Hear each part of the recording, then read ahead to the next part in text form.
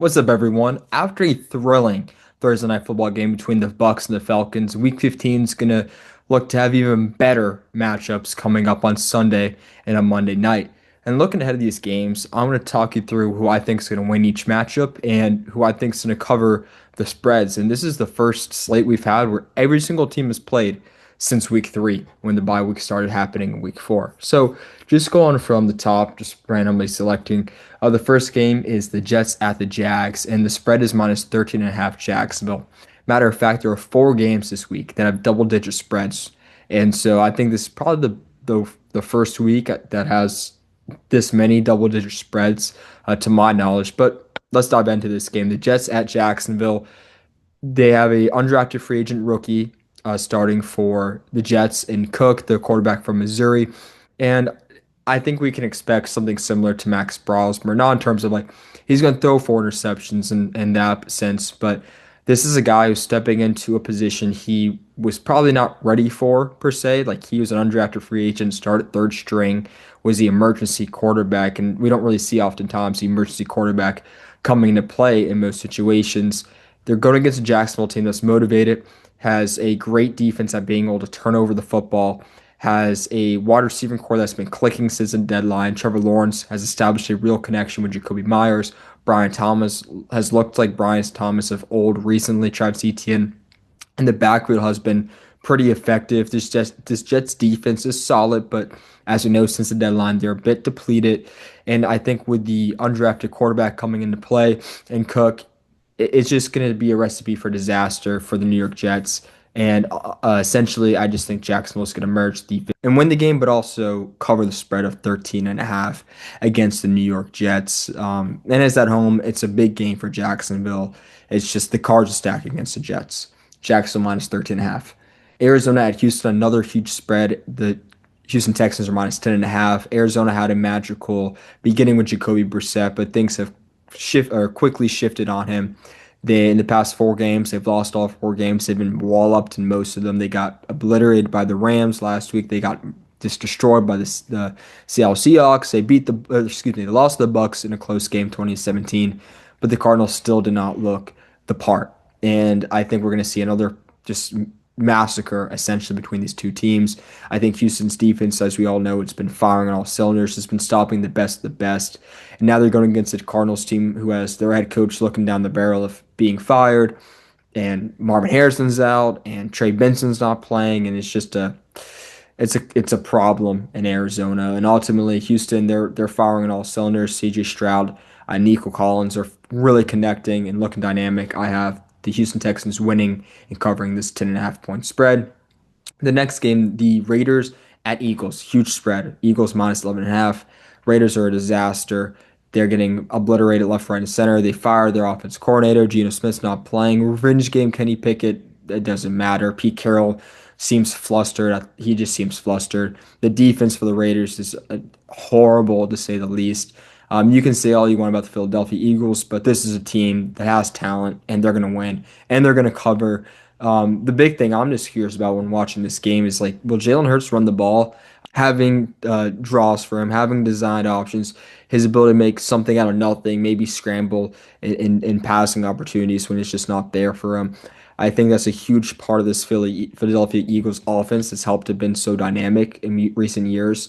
If he can run the ball, it can take the pressure off of Saquon. It can make the defense have to stack the box, making opportunities for the receiving game to blossom and perform better. So that's what I want to see happen in this game. But ultimately, Philly's just a better team, and heck, they might win the game. They might only score 14 points, but they'll win 14-0. So I have the Eagles winning and covering the minus 11.5 point spread. Then you have Baltimore at the Bengals. Bengals are plus 2.5, and it's like both teams with dynamic quarterbacks. Burrows look great. Lamar hasn't, but they both have their own issues. This Bengals defense is terrible. Lamar only has like one rush of over 20 yards, I think, coming back from injury, but ultimately they have him and Derrick Henry. And I think they're going to be able to pose their will against this horrible run defense of the Bengals. and ultimately win this game. They got embarrassed the last time they played Cincinnati, and the Ravens have a real chance, just like the Bengals. But the Ravens really have a real chance at winning the AFC North, and I think this is an opportunity for the Ravens to go in and take it and conquer it. And it's ultimately what ultimately I think is going to happen is like the Ravens defense is talented enough to limit this Bengals team without T Higgins, and the Bengals defense is so bad that the Ravens offense will be able to take advantage of it and win the game and cover the 2.5 point spread. So far we're 4 for 4 with picking the favorites to win and cover. Let's see if things change. Washington at the Giants. Washington plus 2.5 at the Giants. The Giants are a disaster right now. They've been a disaster all season. It's like something's just not clicking with this organization and with this culture in the building. I know Jackson Dart's back, but you have Tracy, he's probably not going to be 100%. Singletary's there, he's fine. It's just the secondary for the Giants is a disaster. This defense isn't showing up. Abdul Carter's not showing up to meetings. It's just like this team is a mess. And Washington, they got walloped by Minnesota, but it felt like, a game where JJ was eventually due. Every quarterback's going to have their moment in the NFL if you give them enough chances. And on top of that, it's like, the Jaden Daniels injury happened, so the team was obviously morale was low in that moment. Zach Ertz got hurt. But ultimately, what I'm seeing with this Washington offense is Mariota. He looked good against Denver. He's in a groove. He knows how to play with this team. Terry McLaurin, Debo Samuel are both playing. And like I said, the Giants secondary is a disaster. The Giants offense is not great. So what I think is going to happen is we're going to see a good Mariota game. Him with these two receivers are going to pick apart this Giants secondary. And then essentially the just Giants offense is just not good. So I'm picking Washington to cover the plus 2.5 and win. So it's like every time I'm picking a cover, I have the team winning. It's essentially we're 5 or 5 with that. Interestingly enough, maybe things change with this pick. Cleveland at Chicago. The Bears are minus 7.5. Shador has looked good. The Browns have looked solid the past couple of weeks. They're 1-2. Could have been 2-1. That 2 point conversion was a little yeesh, like I don't know what's going on, but that's just Stefanski's style. Like he loves not having quarterbacks in on goal to goal situations and fourth downs. I know it was Junkins this time, but he loves a good Harold Fannin, like snap the ball and push it. And it was a disaster against the 49ers and obviously backfired against the Tennessee Titans. But this is the best defense Shador's going against. Like I know Robert Saleh is a defensive mastermind, but Dennis Allen can hold his own, and the defense at least talent-wise, personnel-wise, for Chicago is far superior than what the Commanders, or excuse me, what the 49ers have after all those injuries they sustained. But looking at this game, I think it's gonna be it's gonna be hard for Shador. It's gonna be hard for Cleveland to establish a run game. And I know the front seven of Cleveland is really strong, and you have Myles Garrett. But I'm going with Chicago to win the game. That hook of that half point, minus 7.5, makes it really tough for me to pick between the spreads. But and according here, it's actually more likely the plus 7.5 is going to hit than the minus 7.5. We're going to come back to that one actually, but I have the Bears winning the game. We'll just have to see if they're going to cover. Moving on to the next one, another huge spread. Tennessee at San Francisco. San Francisco is minus 12.5. Tennessee has looked horrible all season. I know they beat the Browns, but this offense is just not jiving. This defense isn't jiving. I think Brock Purdy, even if C-Mac doesn't play, is going to have a great performance. I think it's going to be a Brock Purdy game. He's probably going for 250, a couple touchdowns, maybe even runs one in. Who knows? Brian Burns might run, or Brian Robinson might run one in. C-Mac, if he's playing, who knows what's going to happen? Who's going to be scoring? But it's just giving to me Tennessee's going to be in a chokehold. We saw what Shador was unable to do against this Robert Saleh defense. He's a rookie. Cam Ward's a rookie. I think we're going to see the same thing of just like Tennessee struggling to put up points, and the 49ers are going to be able to move the ball with ease against this Tennessee defense. I'm going 49ers to cover the 12.5 and win the game. Coming back to that Browns-Bears game, my gut's saying pick the Browns to cover the spread because um, that defensive line of Cleveland, but ultimately like Caleb Johnson, Ben Johnson, and Caleb Williams have found ways just to make things work and to put up points. And if Cleveland can't put up points, it's like that Eagles game. It's like, yeah, the offense may not be perfect for Philadelphia, but the Raiders are that much worse. Yeah, the offense for the Bears might not be amazing, but the Browns are that much worse. So I'm going with the Bears to cover the 7.5 point spread. Then we have two huge 1 o'clock games: Buffalo Bills at the Patriots and Chargers at the Chiefs. really important when it comes to making the playoffs. If the Chiefs lose this game, they're not making the playoffs. Like I don't know what the odds tell you, but I'm telling you, they're not making the playoffs if they lose this game. The Chiefs are -5.5, and it's one of those games where sure the Chiefs aren't healthy necessarily on the right side, and the left tackle's not playing either, so this offensive line's banged up, and there's nothing really clicking with this team. But neither are the Chargers. Like they beat the Eagles, so credit to them for that. They beat Philadelphia, but they couldn't convert off those turnovers. They settled for field goals. Herbert, I don't know how he's going to be doing. I don't know if his hand's going to be okay still. It looked like it hindered him. These receivers have been MIA for the past month. Keenan Allen, Quinn Johnson, Lad McConkey. Where are you? Like, what's happening? The tight end, Orlando, or what's his name? Gadsden, I believe. Like, what's he doing? It's just no one's really jiving with this Chargers receiving core. The Chiefs are at home. The Chiefs are 1-6 in one score games, so they're -5.5. Um, I can't go with the Chiefs win and a Chargers cover because it just, I mean, Chiefs aren't, they can't win a one score game. So I'm going with the Chiefs to win and cover this game. It's like you put Mahomes and Reed in a situation where it's do or die. I'm picking they're gonna do and they're gonna win the game and cover the spread. But yeah, this is a really tough matchup between the teams.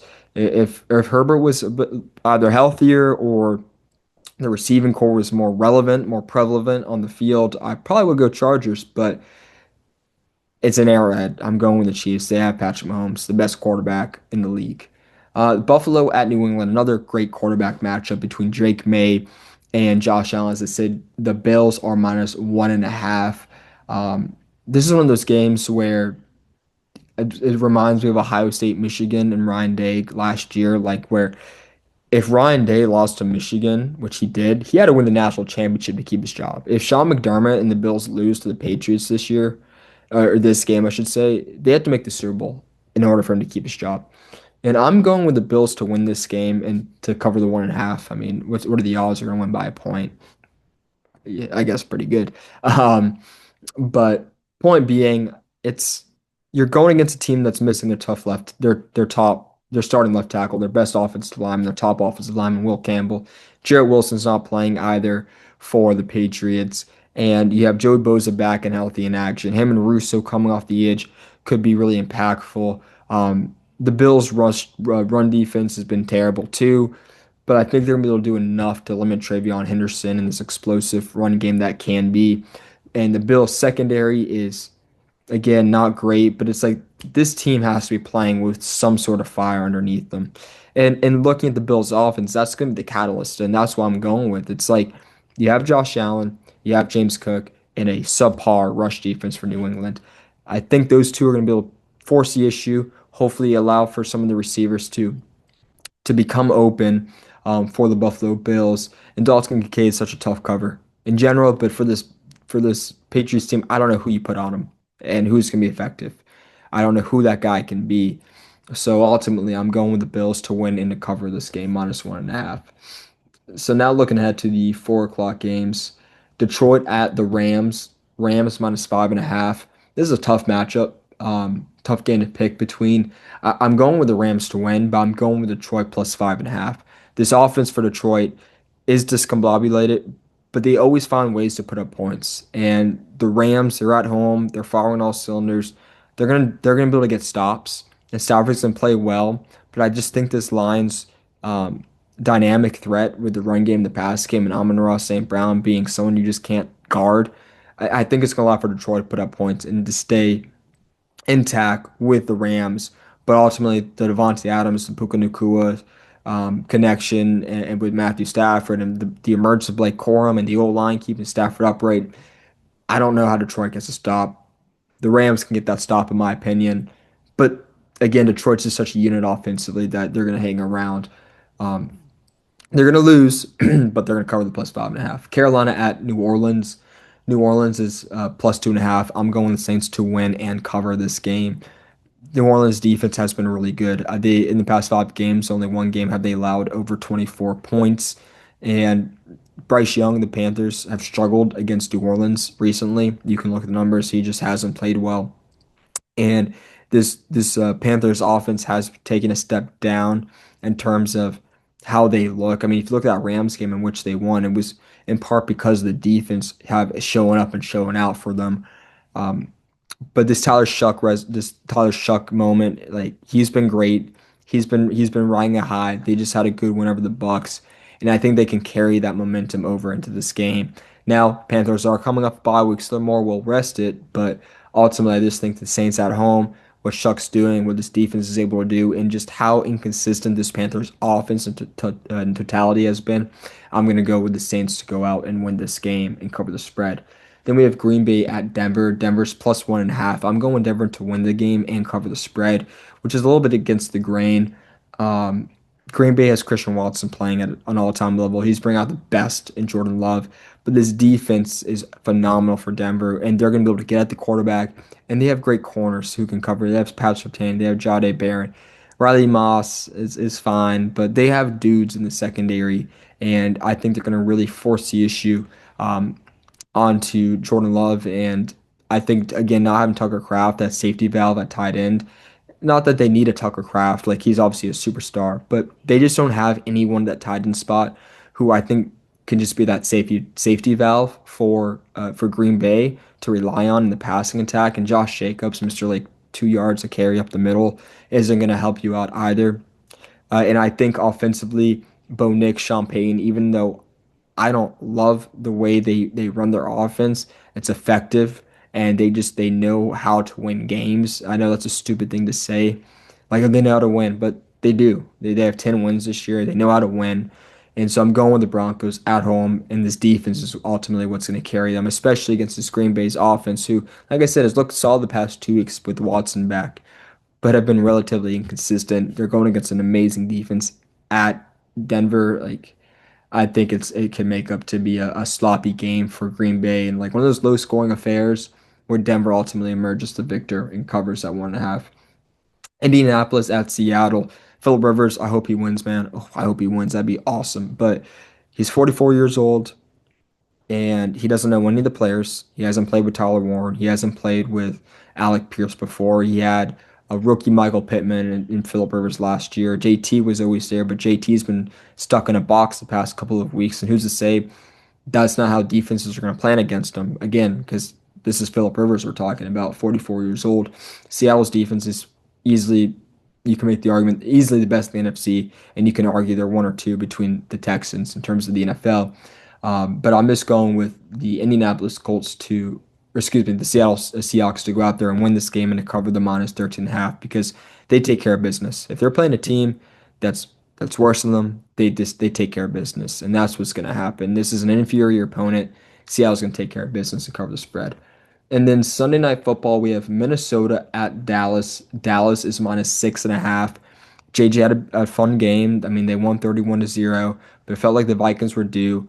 I just don't know how the Vikings are going to stop this offense for Dallas. I think Dak's going to have a big game. It's at AT&T Stadium. This defensive line is going to be able to limit the run. That's already pretty bad for Minnesota, but just keep it in check.